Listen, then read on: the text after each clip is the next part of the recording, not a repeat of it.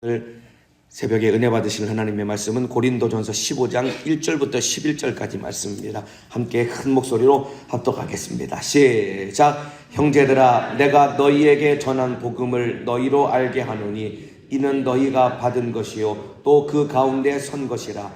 너희가 만일 나의 전한 그 말을 굳게 지키고 헛되이 믿지 아니하였으면 이로 말미암아 구원을 얻으리라. 내가 받은 것을 먼저 너희에게 전하였노니 이는 성경대로 그리스도께서 우리 죄를 위하여 죽으시고 장사 지낸 바 되었다가 성경대로 사흘 만에 다시 살아나사 게바에게 보이시고 후에 12 제자에게와 그 후에 500여 형제에게 일시에 보이셨나니 그 중에 지금까지 태반이나 살아있고 어떤 이는 잠들었으며 그 후에 야고보에게 보이셨으며 그 후에 모든 사도에게와 맨 나중에 만삭되지 못하여 난 자 같은 내게도 보이셨느니라. 나는 사도 중에 지극히 작은 자라. 내가 하나님의 교회를 핍박하였으므로 사도라 칭함을 받기에 감당치 못할 자로라. 그러나 나의 나된 것은 하나님의 은혜로 된 것이니 내게 주신 그의 은혜가 헛되지 아니하여 내가 모든 사도보다 더 많이 수고하였으나 내가 아니요 오직 나와 함께 하신 하나님의 은혜로라. 그러므로 내나 저희나 이같이 전파하며 너희도 이같이 믿었느니라. 아멘. 아멘. 오늘 고린도전서 15장 1절부터 11절까지 말씀을 중심으로 성경대로 부활하신 예수, 성경대로 부활하신 예수라는 제목으로 오늘 고린도전서 25번째 시간 하나님의 말씀을 나누도록 하겠습니다. 오늘 귀를 기울여서 잘 들으시길 바라겠습니다. 고린도전서 15장은 흔히 부활장이라고 그렇게 말을 합니다. 고린도전서 12장은 은사장이라고 하고 13장은 사랑장이라고 하고 그 다음에 15장은 보통 부활장이라고 합니다. 왜냐하면 15장 전체가 부활에 대해서 자세하게 말씀하고 있기 때문에 첫 번째는 예수 그리스도의 부활에 대해서 말씀하고 있고 그 다음 두 번째는 이 죽은 자의 부활에 대해서 말씀하고 있고 맨 마지막에 우리의 살고 있는 우리가 예수님 강림하실 때에 어떻게 부활을 하게 될 것인가, 이 세 가지 내용을 차례대로 쭉 말하고 있습니다. 오늘은 예수님의 부활에 대한 내용을 오늘 함께 말씀을 살펴보도록 하겠습니다. 왜 이 사도 바울이 15장에 이 부활에 대한 내용을 왜 기록을 했냐면은 고린도 교회 안에 이 부활에 대해서 이 믿지 않는 자들이 있었기 때문에 그렇습니다. 예수를 믿지만은 부활이 없다고 잘못된 믿음을 가진 자들이 있었기 때문에 고린도 교회의 믿음을, 신앙을 바로 잡아주려고 왜 부활이 없다고 그렇게 부활을 부정하니 예수님은 부활하셨고 예수님이 부활하셨기 때문에 죽은 자도 부활할 것이고 또한 지금 너희처럼 살면서 예수 믿는 자도 주님 다시 오실 때 너희도 부활의 몸을 입을 거야. 이 내용을 자세하게 설명하고 있는 것입니다. 왜 이들이 예수를 믿지만은 부활을 인정하지 않았냐면은 이 당시 여러분 모든 철학을 주관하고 있었던 이 헬라 철학은 어떤 믿음을 가지고 있었냐면 영은 거룩한 것이고 육은 부정하고 더럽다고 인정을 했습니다. 영은 거룩하지만은 육은 부정하고 더럽기 때문에 몸의 부활을 인정하지 않고 믿지 않았던 거예요. 어떻게 더럽고 부정한 몸이 다시 살아날 수 있겠느냐, 이렇게 부활을 부정했던 것입니다. 그러나 여러분 예수님은 부활하셨습니다. 이 사실 믿으시면 큰 소리로 아멘 하시겠습니다. 뿐만 아니라 예수를 믿는 믿음 안에서 우리도 부활의 몸을 입게 될 것입니다. 여러분 부활의 신앙을 가지시고 참으로 요동하지 않는 신앙생활, 영적 생활의 승리자가 되시기를 주님의 이름으로 축복합니다. 그래서 우리 안에 부활의 신앙을 반드시 가져야 되는 것이고 예수님이 부활하시기 때문에 우리도 부활의 몸을 입게 될 것입니다. 오늘 부활에 대해서, 예수님의 부활에 대해서 오늘 좀 말씀을 나누도록 하겠습니다. 자, 1절입니다. 형제들아, 내가 너희에게 전한 복음을 너희로 알게 하노니 이는 너희가 받은 것이요 또 그 가운데 선 것이라. 여기에 내가 너희에게 전한 복음이라고 했습니다. 자, 여러분 복음이란 무엇일까요? 예수가 복음입니다. 여러분들 복음과 동의어는 무엇이냐면 예수라는 말과 복음이라는 말은 똑같은 것입니다. 예수가 복음입니다. 한번 큰 목소리로 따라합시다. 예수가 복음이라. 예수가 복음이라. 자, 그렇기 때문에 구원을 얻기 위해서는 복음이신 예수님을 믿어야 되는 것입니다. 자, 그러면은 여러분 예수님을 믿는다는 것은 우리가 예수를 믿습니다라고 그렇게 고백을 하잖아요. 그러면은 예수를 믿는다는 것은 구체적으로 무엇을 의미할까요? 자, 예수를 믿는다는 것은 예수님에 대한 7가지 내용을 우리가 알고 인정하고 믿는 것이, 이게 예수님을 믿는 것입니다. 자, 예수님을 믿는 것이 무엇인지 7가지 내용을 일러드릴 테니까 잘 기억하시고, 예수님을 믿는다는 것은 지금부터 말씀드리는 7가지 내용을 믿는 것이 예수님을 믿는 것입니다. 예수님을 믿는다는 것은 첫 번째는 예수님의 신성, 그 다음에 예수님의 인성, 그 다음에 동정녀 탄생, 그리고 삼위일체, 이 4가지를 비롯해서 십자가, 부활, 재림, 이 7가지를 믿는 것이 여러분 예수를 믿는 것입니다. 그래서 한번 큰 목소리로 따합시다. 신성, 인성, 동정녀 탄생, 삼위일체, 십자가, 부활, 재림, 이 7가지를 믿는 것이 여러분 예수님을 믿는 것이고, 여러분 이 7가지 안에서 여러분의 믿음이 견고하게 세워져야 어떠한 이단의 공격에도 여러분이 흔들리지 않는 것이다, 이 말입니다. 여러분, 이단이 우리의 믿음을 도적질해 갈 때 이 7가지 중에 반드시 한 가지 이상을 부정하게 만들어서 예수님을 믿지 못하게 만들고 다른 구원의 길로 인도하는 것입니다. 자, 7가지 내용을 간단하게 좀 설명을 해드리겠습니다. 예수님의 신성은 무엇이냐면 예수님의 하나님 되심을 의미하는 것입니다. 예수님은 이 땅에 육신을 입고 오셨지만 그분은 참 하나님이십니다. 이해가 되시면 아멘 하시겠습니다. 예수님은 참 하나님이심을 믿는 것이 예수님은 이 땅에 신성을 가지고 오신 분임을 믿는 것입니다. 자, 두 번째, 인성을 믿는 것은 무엇이냐면 예수님은 참 하나님이시지만 우리와 똑같은 육체를 입고 이 땅에 오신 분입니다. 이해가 되시면 아멘 하시겠습니다. 여러분, 예수님이 이 땅에 육신을 입고 오셨음을 부정하는 이단들이 얼마나 많은지 모릅니다. 그러나 예수님은 우리 죄를 위해, 우리 죄를 짊어지고 십자가 달려 피 흘려 죽으시기 위해 우리와 똑같은 육신을 입고 이 땅에 오셨던 하나님이셨다, 이 말입니다. 이게 예수님이 가지고 계셨던 인성인 것입니다. 자, 그 다음에 예수님은 동정녀 탄생인데 예수님은 처녀의 몸에 성령으로 잉태되신 죄가 없는 하나님의 아들이신 것입니다. 여러분, 동정녀 탄생을 믿어야 되는 것입니다. 여러분, 과학적으로는 이게 이해가 안 됩니다. 남자와 여자와의 관계 속에서 자식이 태어나는 겁니다. 그런데 예수님만은 여러분 아담의 후손으로 오신 것이 아니라 처녀의 몸에 성령으로 잉태되신 죄가 없는 하나님의 아들이신 것입니다. 그래서 우리를 구원하실 구세주가 되시는 것입니다. 예수님의 동정녀 탄생을 우리가 또 믿어야 되는 것입니다. 그 다음에 삼위일체를 믿어야 되는 겁니다. 성부, 성자, 성령, 여러분 아버지와 아들과 성령은 한 하나님이신 것입니다. 이해가 되시면 아멘 하시겠습니다.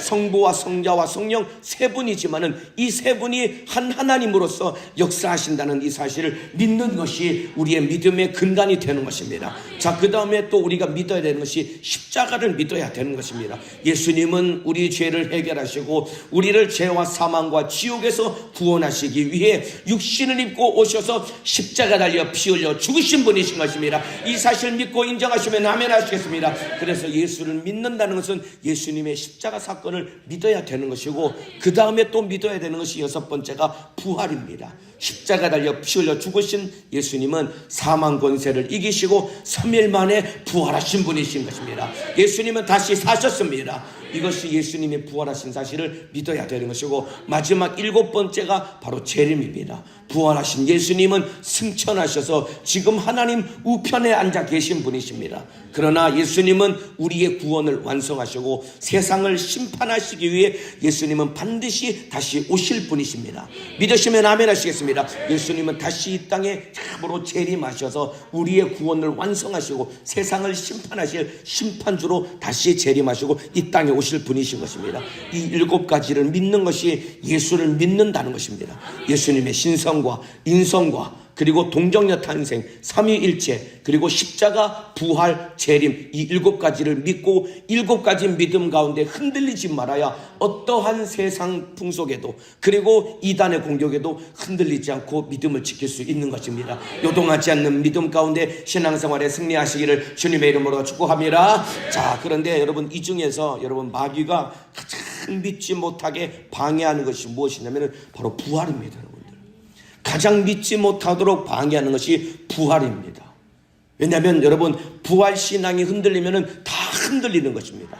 그런데 여러분들, 부활신앙이 확실하면 나머지도 다 살아나게 되어 있는 것입니다. 그래서 여러분, 마귀는 끊임없이 가장 믿지 못하도록 방해하는 것이 부활의 믿음인 것입니다. 자, 예수님이 마태복음 28장에 그 새벽 안식구 첫날 새벽 미명에 부활하셨습니다. 이 부활을 목격했던 자들이 누구냐면은 여러분 예수님이 무덤에 갇힌 다음에 큰 돌로 무덤 문을 막았습니다. 그리고 살아생전에 예수님이 내가 3일 만에 다시 살아날 것이라고 말씀하셨기 때문에 대제사장들과 서기관들이 이 얘기를 듣고 혹시라도 예수가 살아나는 것을 그들은 믿지 않았지만은 예수의 제자들이 시체를 옮긴 다음에 예수가 다시 살아났다고 얘기하면은 이들이 이 믿음이 이 기득권이 흔들리니까 이들이 이걸 막으려고 파수꾼 둘을 세워놨습니다. 빌라도에게 요청을 해서.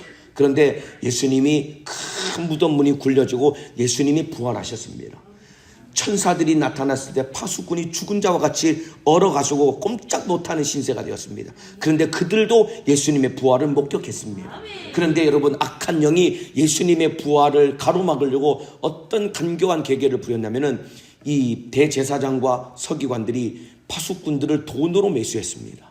너희 예수 살아난 거 절대로 얘기하지 마. 너희 거짓말해. 돈으로 매수해서 그들이 거짓말했기 때문에 마태복음에 보면 지금까지 이들이 거짓말하는 것이 일반 중에 통용되더라는 말씀이 있습니다. 이만큼 마귀가 가장 두려워하는 것이 예수님이 부활하셨다는 소식인 것이고 부활신앙을 가장 두려워하는 것이다 이 말입니다. 부활신앙 안에 어떠한 것도 흔들리지 않는 믿음의 신앙생활 승리하기를 주님의 이름으로 축복합니다. 따라합시다. 부활의 신앙, 부활의 신앙. 예수님은 다시 사셨습니다. 이 사실 믿는 믿음 안에서 신앙생활에 승리하시기를 주님의 이름으로 축복합니다. 자, 그래서 이절에 너희가 만일 나의 전한 그 말을 굳게 지키고 헛되이 믿지 아니하였으면 이런 말미암아 구원을 얻으리라.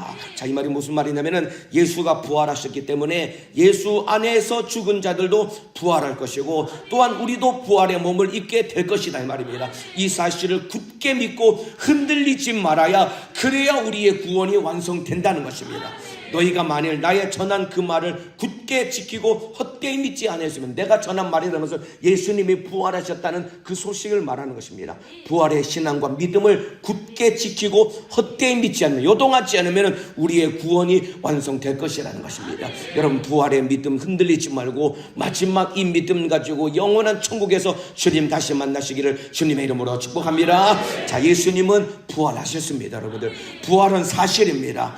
왜 그러냐면은 여러분 이제 왜 부활이 사실인지 오늘 두 가지 내용을 말씀드리고 오늘 마치겠습니다. 예수님은 부활하셨고 이것은 사실인 첫 번째 중요한 근거는 무엇이냐면 성경에 기록되어 있기 때문에 그렇습니다. 성경에 기록되어 있기 때문에 예수님의 부활은 사실인 것입니다. 자, 2절 3절 4절입니다. 내가 받은 것을 먼저 너희에게 전하였노니 내가 받은 것이라는 것은 사도 바울이 예수 그리스도로 말미암아 계시를 받은 것이고 또한 이것이 구약 성경에 기록되어 있다는 것입니다. 구약 성경에 기록된 내용대로 예수님을 통해 한 번 더 바울이 계시를 받고 이 내용을 전했다는 것입니다. 내가 받은 것을 먼저 너희에게 전하였노니 이는 성경대로 그리스도께서 우리 죄를 위하여 죽으시고 장사 지낸 바 되었다가 성경대로 사흘 만에 다시 살아나사. 그러니까 여러분 예수님은 성경대로 우리 죄를 위하여 죽으신 분입니다. 뿐만 아니라 성경대로 예수님은 사흘 만에 다시 살아나신 분이신 것입니다. 믿으시면 아멘 하시겠습니다. 성경대로 예수님은 죽으셨고 성경의 예언대로 예수님은 3일 만에 부활하셨습니다. 여기서 말하는 성경은 어떤 성경을 말하냐면 구약 성경을 말하는 것입니다. 이 당시에 여러분 신약 성경이 없었습니다. 여러분들 바울이 이 고린도전서를 기록할 당시만 해도 여러분 성경이라고 정확히 인정받은 이 정경이 없었습니다. 신약 성경이 없던 시절이기 때문에 여기서 말하는 성경은 구약 성경을 말하는 겁니다. 이미 구약 성경에 예수님의 죽음을 예언했고 예수님의 부활하실 것을 예언했다 이 말입니다. 자, 그러면 예수님의 죽으심과 부활을 기록한 성경이 어디 있냐면은 여러분이 자주 읽고 많이 읽는 이사야서 53장입니다. 이사야서 53장 한번 찾아보시길 바랍니다. 자, 웬만해서 성경 찾자고 안 하는데 오늘 전부 다 성경을 찾고 함께 읽겠습니다. 이사야서 53장 전체가 예수님의 죽으심과 부활을 예언한 장이 이사야서 53장입니다. 오늘 자막은 준비가 안 됐고요. 성경을 찾으시길 바랍니다. 이사야서 53장입니다. 1절부터 9절까지는 예수님의 죽으심을 예언한 내용이고 그 다음에 10절부터 12절까지 뒤에 후반부는 예수님의 부활하실 것을 예언한 내용이 9절부터 11절까지 기록되어 있습니다. 자, 제가 5절부터 9절까지 내용을 읽어드리겠습니다. 여러분은 눈으로 따라 읽으시면서 저와 함께 읽겠습니다. 자, 1절부터 9절까지가 예수님의 죽으실 것을 미리 예언한 내용이라고 말씀드렸습니다. 5절입니다. 그가 찔림은 우리의 허물을 인하며 그가 상함은 우리의 죄악을 인합니다. 그가 징계를 받음으로 우리가 평화를 누리고 그가 채찍에 맞음으로 우리가 나음을 입었도다. 여러분, 주전 700년에 기록된 이사야 선지자의 예언대로 예수님이 찔리시고 상하시고 징계받으시고 채찍에 맞으심으로 말미암아 우리의 죄와 허물과 우리가 받을 징계와 우리가 당해야 될 모든 질병을 예수님이 해결하셨습니다. 예언의 말씀대로 예수님은 고난당하시고 죽으신 것입니다. 그 다음에 6절입니다. 우리가 다 양 같아서 그릇 행하여 각기 제 길로 갔거늘 여호와께서는 우리 무리의 죄악을 그에게 담당시키셨도다. 그가 곤욕을 당하여 괴로울 때에도 그 입을 열지 아니하였으며 마치 도수장으로 끌려가는 어린 양과 털 깎는 자 앞에 잠잠한 양같이 그 입을 열지 아니하였도다. 그리고 이 말씀대로 이 대제사장들과 그리고 빌라도 앞에 신문을 당하실 때 그리고 모진 고난을 당하실 때도 예수님은 아무 입을 열지 아니하시고 그대로 모든 고난을 우리를 구원하기 위해서 담당하신 것입니다. 8절에 그가 곤욕과 신문을 당하고 끌려갔으니 그 세대 중에 누가 생각하기를 그가 산자의 땅에서 끊어짐은 마땅히 형벌받을 내 백성의 허물을 인함이라 하였으리요. 이게 무슨 말이냐면 예수가 고난당하는 것을 보면서 그 당시 사람들 중에 누가 저렇게 예수가 고난당하는 것을 참으로 죄와 허물로 지옥 갈 우리 때문에 고난당하는 것이구나 라고 깨닫고 고백할 사람이 누가 있었겠느냐라는 그런 말인 것입니다. 예수님이 고난당하실 때 그 고난이 나 때문에 당하시는 고난이라는 것을 아무도 알지 못했다는 것입니다. 이만큼 예수님의 죽으심을 비밀로 감추어 둔 채 그렇게 죽이셔서 우리를 구원하셨다는 이야기인 것입니다. 자, 그리고 나서 이제 9절에 그는 강포를 행치 아니하였고 죄를 안 지었다는 얘기입니다. 그 입에 괴사가 없었으나 거짓말을 안 했다는 얘기입니다. 그 무덤이 악인과 함께 되었으며 그 묘실이 부자와 함께 되었도다. 예수님이 죽어서 무덤에 묻힐 텐데 그 묘실이 부자와 함께 되었도다. 예수님이 부자의 무덤에 묻힐 것이라는 예언을 하고 있지요. 그래서 마태복음 27장에 보면은 아리마대 부자 요셉의 무덤에 예수님이 장사되었다라는 내용이 정확하게 기록되어 있습니다. 아리마대 사람 요셉이 이 사람이 부자라고 마태복음 27장에 정확히 기록되어 있습니다. 그 묘실이 부자와 함께 되었도다. 부자의 묘에 예수님이 죽어서도 장사될 텐데 그 예언 그대로 아리마대 사람 요셉, 이 사람이 부자인데 그 사람이 파놓은 새 무덤에 예수님이 장사되었던 것입니다. 예수님은 성경대로 십자가 달려 피 흘려 우리 죄를 위해서 죽으신 분이신 것입니다. 이 사실을 믿으시면 아멘 하시겠습니다. 자, 그 다음 이제 9절, 10절부터 12절까지가 이제 예수님의 부활을 예언한 것입니다. 이 내용, 전체적인 내용이 부활하신 예수님에게 하나님이 허락하실 은혜와 영광을 기록하고 있는 것입니다. 여호와께서 그로 상함을 받게 하시기를 원하사 질고를 당케 하셨은즉 그 영혼을 속건제물로 드리기에 이르면 그가 그 씨를 보게 되며 그 날은 길 것이요 또 그의 손으로 여호와의 뜻을 성취하리로다.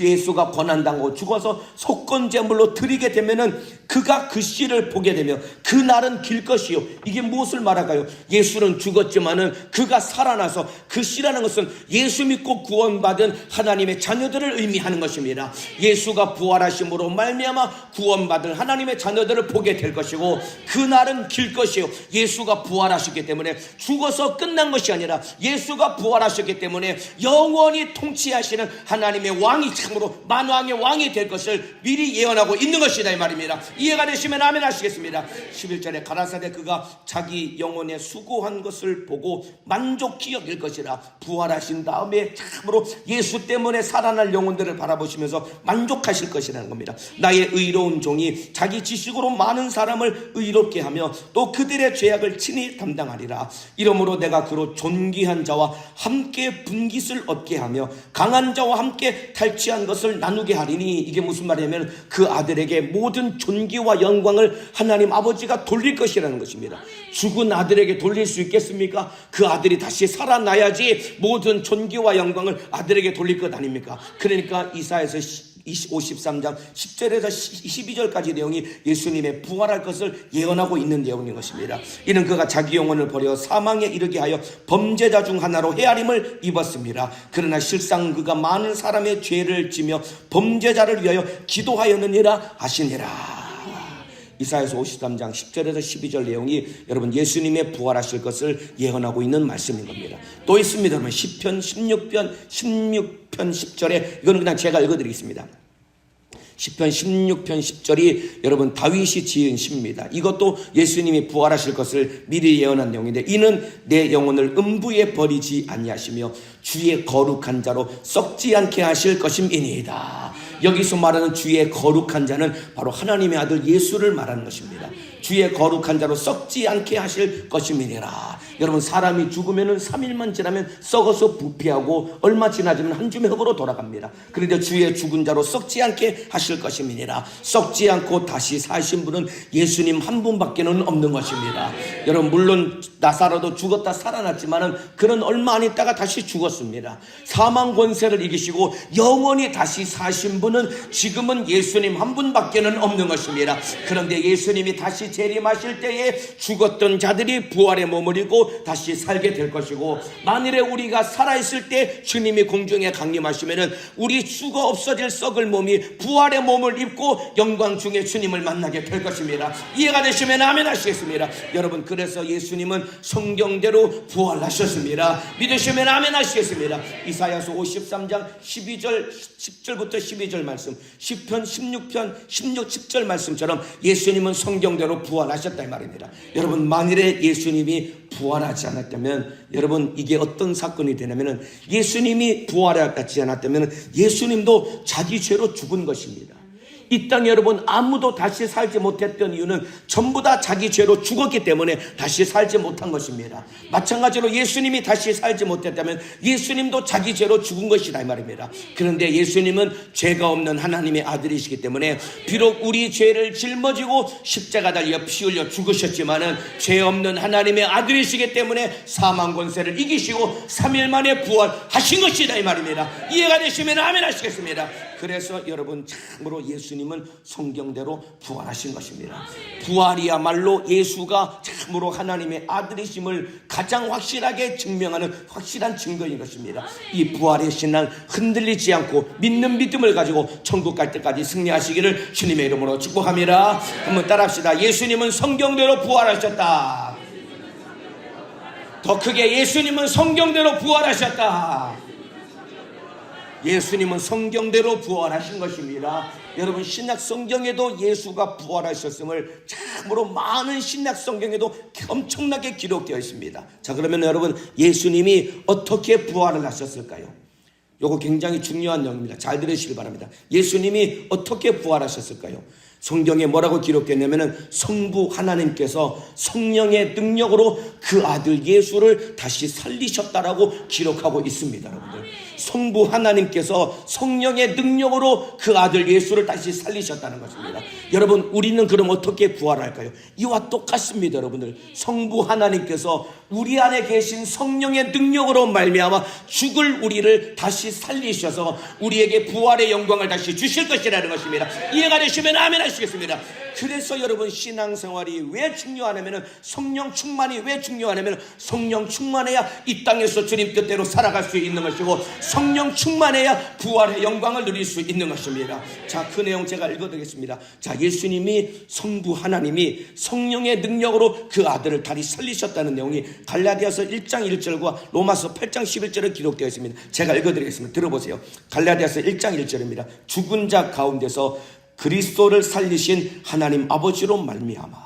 여기 그리스도를 죽은 자 가운데 살리신 하나님 아버지라고 했습니다. 여러분 예수님이 부활하신 것은 예수님 스스로 부활하신 것이 아닙니다. 성부 하나님이 성령의 능력으로 말미암아 그 아들을 다시 살리셨다 이 말입니다. 자, 로마서 8장 11절에 예수를 죽은 자 가운데서 살리신 이의 영이, 예수를 죽은 자 가운데서 살리신 이의 영이라고 했습니다. 그러니까 성령이 예수를 죽은 자 가운데서 살리신 것이다 이 말입니다. 성부 하나님이 성령의 능력으로 말미암아 그 아들을 살리셨다 이 말입니다. 그러면서 그 뒤에 예수를 죽은 자 가운데서 살리신 이의 영이 너희 안에 거하시면, 이 말은 성령이 너희 안에 거하시면 그리스도 예수를 죽은 자 가운데서 살리신 이가, 이분이 누구냐면 성부 하나님이신 것입니다. 성부 하나님이 우리 안에 계신 성령으로 말미암아 너희 안에 거하시는 그의 영으로 말미암아 너희 죽을 몸도 다시 살리시리라. 이해가 되시면 아멘 하시겠습니다. 부활의 영광을 얻기 원하시면 아멘 하시겠습니다. 주님 다시 오실 때 부활의 몸을 입기 원하시면 아멘 하시겠습니다.